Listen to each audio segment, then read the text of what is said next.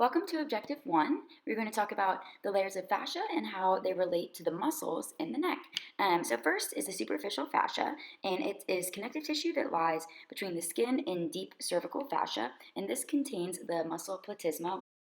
Next, we're going to talk about the deep fascia, and there's three layers. The first layer is the investing fascia, which surrounds the entire neck deep to the skin, and it surrounds the sternocleidomastoid, the trapezius muscles, and the submandibular gland and parotid gland. First, displayed here is the sternocleidomastoid, which actions the lateral, ventral, and dorsal flexion of the neck and elevate the ribs. Its innervation is motor by cranial nerve 11 and sensory to C2 to C3. Next is the trapezius, which its action is to elevate the scapula, rotate the scap forward, and it's innervated also by cranial nerve 11, and it's sensory to C3 and C4.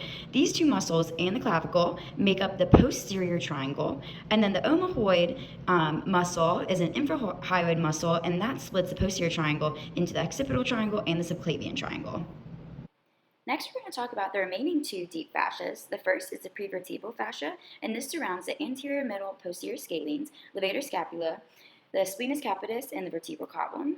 And the next fascia is the pretracheal fascia, which has two parts. One surrounds the muscular, which is the infrahyoid muscles, and the second surrounds the visceral, which is thyroid and parathyroid glands.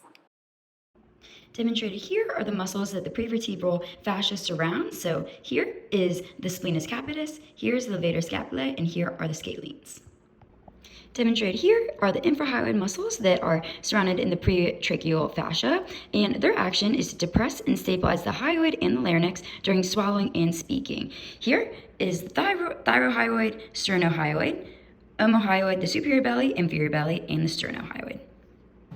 Next are the suprahyoid muscles, which action is to mainly stabilize the hyoid bone and elevate the hyoid bone, hence suprahyoid muscles. First is the digastric, which is split into the anterior belly and the posterior belly. Then there's the myohyoid, which deep to the myohyoid is the genohyoid. And finally is the stylohyoid.